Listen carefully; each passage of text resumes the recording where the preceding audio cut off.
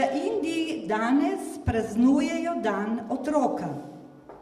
Dan otroka praznujejo v spomin na obletnico rojstva prvega predsednika Neodvisne republike Indije, prav na današnji dan, 14. novembra 1889. leta, se je rodil veliki voditelj in borec za človekove pravice Nehru.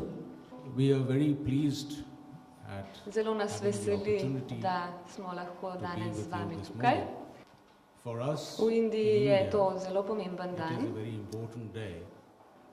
Imamo nekih 600 milijonov otrok v Indiji. Indija je ena najmlajših držav na svetu. Zato so otroci za nas zelo pomembni in tudi nam predstavljajo upanje za prihodnost. Glasba in poezija sta umetnosti, s katerimi skladatelji in pesniki presegajo jezikovne, državne, politične in druge meje. Poezija je umetnost, ki je brezčasna, večna. Srednjeveški indijski mistični pesnik Dasa Kabir je zelo priljubljen in je še danes predmet čaščenja kar 4 ver. Njegovo poezijo je Zahodu prvi predstavil Nobelovec Tagore, ki ima z Brdi posebno vez. Tagorjevo poezijo je poslovenil prav briški rojak Alojz Gradnik. Prisluhnimo Orfovi skupini Osnovne šole Dobrovo, kitaristki Miji ter recitatorkama Tini in Sari, ki bosta predstavili Kabirjevo in Gradnikovo poezijo. Diamant se je izgubil v blatu in vsi ga iščejo.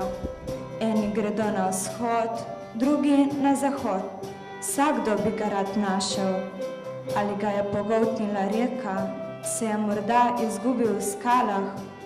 Kabir, tvoj služabnik ve edini njegovo pravo ceno. Najde ga in odnesel še gorkem prgišču svojega srca.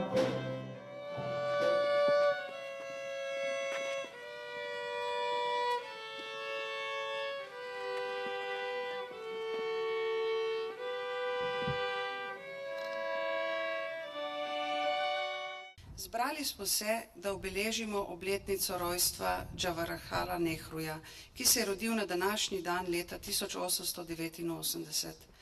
Nehru, kot veste, je bil eden glavnih voditeljev indijskega boja za svobodo, najljubši učenec Mahatme Gandhija, prvi predsednik vlade Neodvisne Indije.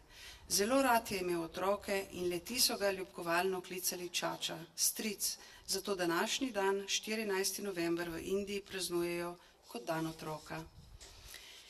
Nehru je odraščal pod vplivom Tagoreja, največjega indijskega pesnika, dramatika in Nobelovega nagrajenca. Tagore je Nehruja označil za princa pomladi, ki predstavlja obdobje mladosti in zmagoslavnega veselja. Dragi prijatelji, draga mladina, vsem prav lep pozdrav tudi v imenu občine Brda. Brez dvoma naj mi bo dovoljeno, da posebej še pozdravim v naši sredini ekscelenco indijskega veleposlanika v Republiki Sloveniji, prav tako tudi častnega konzula Napelja. Brez dvoma, da ta prisotnost daje neki poseben pečat. Pred parmi meseci, ko smo odkrivali s predsednico spodnjega parlamenta Republike Indije, vsekakor smo si zadali že takrat, da ta spomenik naj ne bo samo odkrit in potem nekako sam sameval, ampak takrat smo si že zadali, da ta spomenik naj pomeni nekaj več, naj pomeni to, da tu na najzahodnejšem delu Republike Slovenije, se pravi na najzahodnejšem delu Slovenije, pa tudi na najzahodnejšem delu slovanstva, naj bo spomenik tega, bomo rekel, velikana, ne samo za Indijo, ampak tudi za svet, lahko rečem. Vam mlajšim se zdi to malček čudno ali pa tako, za mimogrede rečeno, ampak verjamete za tisti čas, da so bili dosti resni in da prav nevrščene države so bili tisti jeziček, ko so skrbeli nekako da je svet miroval. Verjamete, je bolj miroval kot danes, ko imamo demokracijo, ko imamo civilizacijo bolj razvito, ampak takrat so resnično te neuvrščene države to dosegle. Bom rekel, ljudje, ki smo tisti čas nekako dali skozi, smo začutili, da resnično je prava garnitura ljudi tudi na tem svetu, ki znajo skrbeti za miroljubje. Spoštovani veleposlanik, hvala lepa, da ste bil pobudnik tudi današnjega srečanja.